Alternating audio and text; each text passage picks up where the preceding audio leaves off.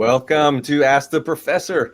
I'm your host, Professor Ben, and we get together live every Wednesday at 11:45 Eastern, and we're talking about all things influence, from leadership challenges to sales challenges, you name it.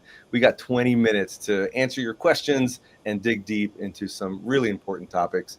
And of course, today we are joined by Ari, our producer, who makes all of this exciting stuff happen. Ari, thank you for all you do to bring this to reality. And then we've got a returning guest, Brendan Coughlin, CEO and founder of AllianZ Consulting, and by far the best of the best when it comes to cold calling, SDR leadership, and making all things happen through cold pitches and sales, man. Brendan, thanks for being back on the show. Absolutely. I know we're going to talk about cold calling today. It's not sexy, but it works even in today's day and age. So, hey, you know what? Because it works, I think that makes it sexy. So, there we go. There we go. I'm speaking of sexy. Did we catch you at the gym? Like, what's going on here? I see are you on a treadmill? Walking desk, treadmill with my stand-up desk. Got to keep the body moving. We talked about being in state last time and how important that is, and how the prospect can feel that on the other side of the phone. If you're in your droopy state versus you're in a peak state, you got your body moving, you're feeling good. Like, that translates. Okay, you're making me make sure my posture is good, and you are so right, man. Like, after 30 calls listening to the phone ring, 50 calls listening to the phone ring, no one's picking up. It's easy. Your body starts to slump, your brain starts to get distracted. Anything that we can do as individuals or as leaders, we can do for our team to keep them engaged, keep that blood flowing, so that when the phone does get answered, right, there's a prospect on the other side, you're bringing your game. So I love the fact that you're on treadmill. That's awesome. It was really good. I think that's the foundation of that everything else sits on. So it really does. I mean, it really does. And you can hear it. Like, you and I listen to a lot of sales pitches, recordings of cold calls. And as soon as that energy starts to drop, the results start to drop along with the energy. So we can't have that. We definitely cannot have that. And for those of you that are meeting Brendan for the first time on this call, last time we touched a lot on the mindset of cold calling, like you mentioned, keeping the team engaged, because that's super important. And then also we dug pretty deep into the 3 pillars of cold calling. And again, you got to go check out that show. Ari, how can they see that show if they missed the 3 pillars? Yeah, you guys can go over to our website at mybenchmarktraining.com/resources/Ask the Professor. And right there, you can find all our past Ask Professor episodes. Okay. You're big time when we have 2 slashes in order to get to some resources. So that's awesome. Thank you for that. And we spent a lot of time on 3 pillars, because what we've seen in our years of working with SDRs is that if they apply the 3 pillars and change nothing else, you're going to see a lift in the results and the success rates of cold calls, right? So those 3 pillars are absolutely crucial. Now, there's a lot behind that, and the wordsmithing does matter, and the energy and all those parts, of course, are absolutely critical. You got to start with those 3 pillars, because a lot's riding on your command and a lot's riding on the rest of how you structure those calls. So that's really important. But today we're going to do something a little bit different. So today, let's talk about some of those other details and get in the weeds. We've got 3 topics. We may not get to all 3, but let's do the best that we can. We got pattern interrupts, right? That's a staple for cold calling for sure. Active listening and adapting to what you're hearing. That's obviously a staple, of course. We cannot just move on without really listening to the prospect on the other side. And then if we have time, we'll also try to get to handling objections. And is there a difference between objections and cold calls versus objections when you're in the actual sales meeting? Let's jump in with pattern interrupts, if that's okay with you, Brendan. Sure, go ahead. Okay. And Ari is forcing us. Yeah, Ari's forcing us to. She's got the definition up here. She is ready to go. Thank you for that, Ari. So pattern interrupts, for those of you that are not familiar with that concept, check out the definition here. But basically, it's just a tactic used to introduce some sort of unexpected action, something that's going to change the emotion or the response or the state of mind of the person that you're talking to. This doesn't have to be on cold calling. It's just a really good tool to use in cold calling. So, Brendan, your thoughts on pattern interrupts. How do you use them? We can dig in some more of those. Yeah, I know you have some examples too, but the one that comes top of mind, which I think we talked about before this, is when you first call that person, they pop up on your screen and you know their name, and I say, "Hi, Ben," and I say it with a pause, I say it with conviction and command. It's different than, "Hey, Ben, this is Brendan with AllianZ. I'm just calling you back. I wanted to follow up and do that." Like, it doesn't interrupt your pattern. But when I show you, "Hey, I'm here. I don't care if you interrupt me, and I'm going to say what needs to be said so that we can potentially do work together and hopefully schedule a call." And I use those pauses. I speak slowly. It's really captivating that person and getting them to pay attention to what you say versus the normal salesperson that's, "Hi, is the business owner there?" "Yes, Oh my God. is this the owner of AllianZ Consulting?" Oh my gosh. Okay. So you just hit on something so important that is ignored way too often, because it is a little bit tempting to go with the talk track. What are we going to say? And what you found is that the strongest pattern interrupt comes from that command, right? That command that we were talking about in the last session.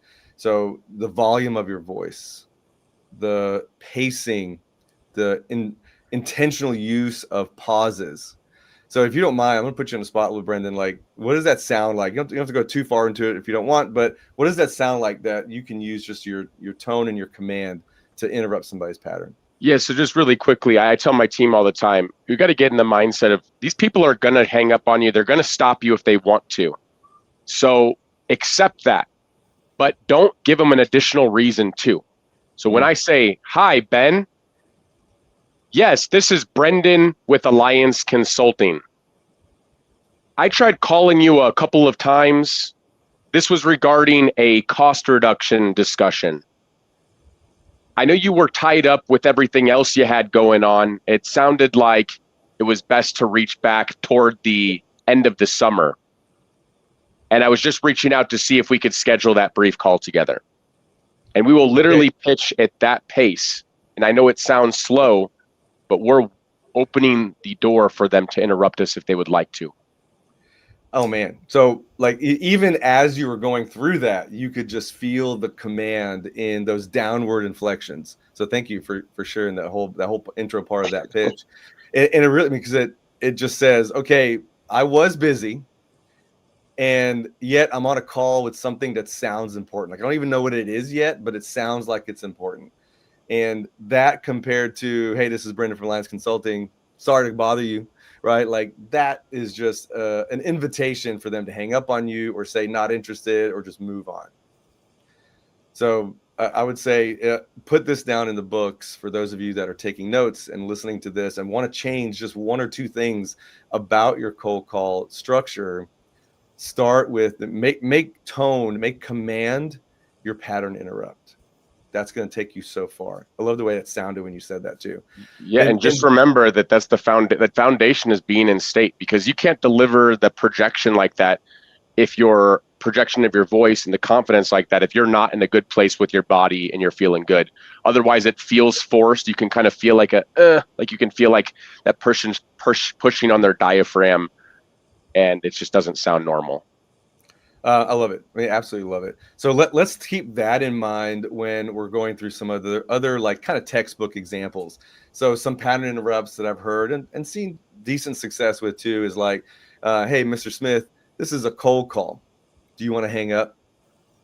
Right. So just kind of gets them off of pattern completely. Like I do want to hang up, but maybe I don't want to hang up. So it's an interesting way just to break that normal pattern for the person who maybe gets 2 or 3 or 10 other cold calls, throughout the day anyway. Or, "Hey, Brendan, this is Ben. You were not expecting my call, and I know you're busy." Right. So like, okay, yep, okay, what's going on? And it makes it harder for someone to say not interested. Now, I would, to support what you were saying, Brendan, if you don't say that with command, it's just as easy to hang up on that call.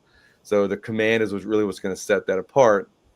But these are just ways to be different than, "Can I speak to the owner?" or "Can I speak to the person in charge of finance?" Because that screams This is a cold call. Hang up on me if you want to. Absolutely. Yeah, so we got to be careful with that too. So another thing that really caught my attention with the pitch that you just gave, that example of, is you were inviting them to respond. Absolutely. And one of the things that I find so interesting about this is you're actually inviting them to ask for more information. And there's something very sophisticated about this, especially all these, the calls that we hear and the success rate that you have. It's a very sophisticated way to get the caller to almost invite you in to pitch further, right? Like you can hear their voice going, I know I shouldn't ask this question, but I just can't help but do it. Hey, Brendan, what is this about again? Right? They're just inviting you to pitch more to them. And that is the ultimate pattern interrupt, because now they're asking for more. Right. Yeah. Cost reduction is a general term. Software might be a general term, or whatever your business is.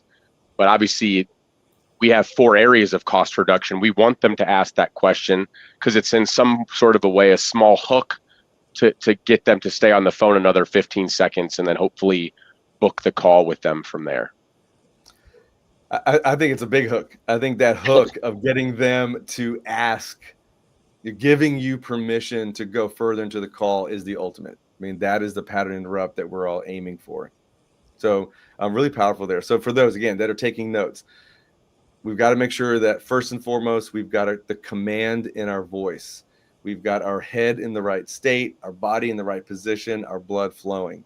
And then we want to use a talk track that's going to invite the prospect to say, give me your pitch. Tell me some more information, because I can't hang up until I know what this is about.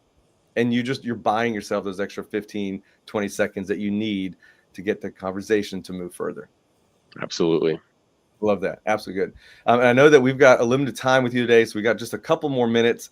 If we can, let's move on. Just move on to active listening, because you're doing a lot as a cold caller. We're doing a lot of hard work to get through that initial opening and not get hung up on, right? So we're bringing command, we're bringing that pattern interrupt. Why is active listening and then adapting such an important part for our next step in a cold call? Yeah, absolutely. And I have to jump after this point, but basically, this is the hardest thing, is thinking about what you're going to say next when you don't really know what that person's going to say and how to respond to it. So knowing the way that you handle each objection that's going to come up, or each point, is very important to have that down packed.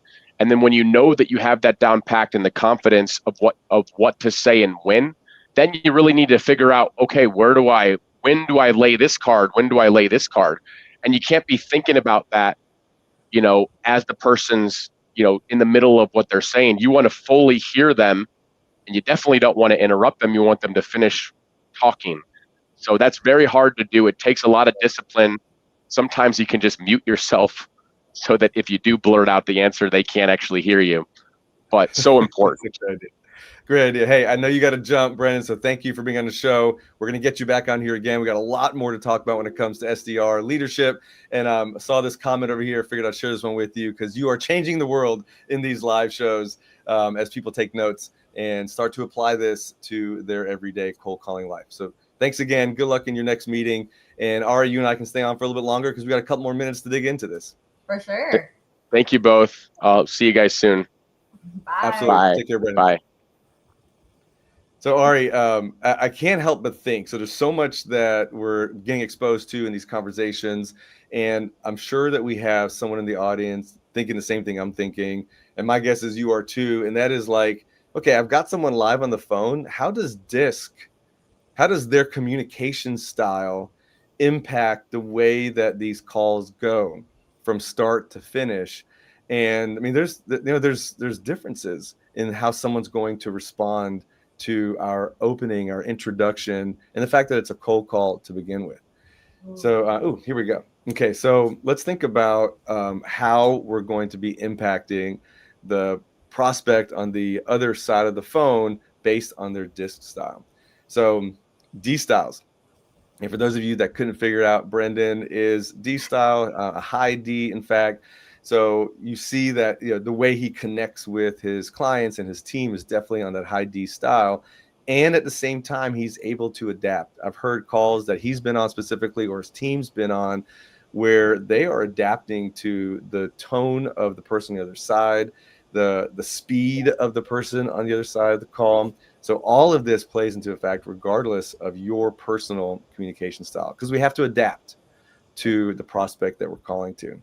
So those D styles, they want this call to move quick, get to the point.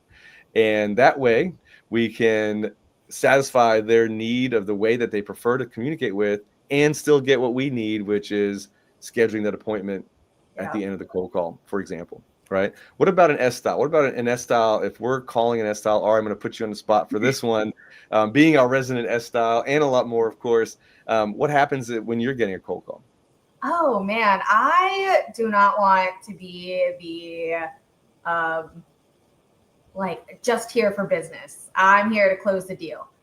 When you're meeting with an S style, showing that you actually care about their team, the product you're selling, the impact that the product could have on them, that's what's going to get them to be like, oh, okay. But if you're going to approach them like a D style, like you said, Brendan is a very high D, that could definitely like be, oh, okay, this guy wants to close a deal. I don't know if I like this guy. It could raise some flags. But if you come with that support, totally different. Yeah. And so great point. So somebody on the other end of the call, right? So a prospect, sometimes I'll hear them say, hey, how are you doing today? Right. So in the cold call, tradition, and I've seen research that supports this and goes against this. Traditionally, you would not say niceties such as, hey, how are you doing today? Right. You're interrupting somebody in the middle of their work process. I've also heard cold calls where the prospect says, oh, hey, Brendan, or hey, Ben, how are you? We've got to adapt and respond to that, right? If we know that they want to have what Ari's talking about, just some niceties, a little bit of personal connection there. Is this a real person or is this AI on the phone? You need to respond to that. Hey, I'm doing great. Thank you for asking. How are you? Yeah, and it's not just the S styles. I'm sure the I styles would love to talk about how their day is going, what's going on in their world. So definitely getting those I styles involved in the conversation. I mean, once you get the train going, it's going. Oh my gosh, absolutely. And sometimes that's good, and sometimes that takes up way too much time. But we've got to adapt again to our prospects. Let them feel connected with. That's so important, super important. So are we purposely leaving the C styles last here on this part of the conversation? Data to give them. Oh man. So the C styles, if you get a C style on a cold call, sometimes before you can even move forward with whatever the call to action is, they're going to have a lot of questions for you. Now tell me exactly what this is about. Who are you? Where's your company from? They really want to get into some of that data. And we can use that as a way to motivate them towards the call to action.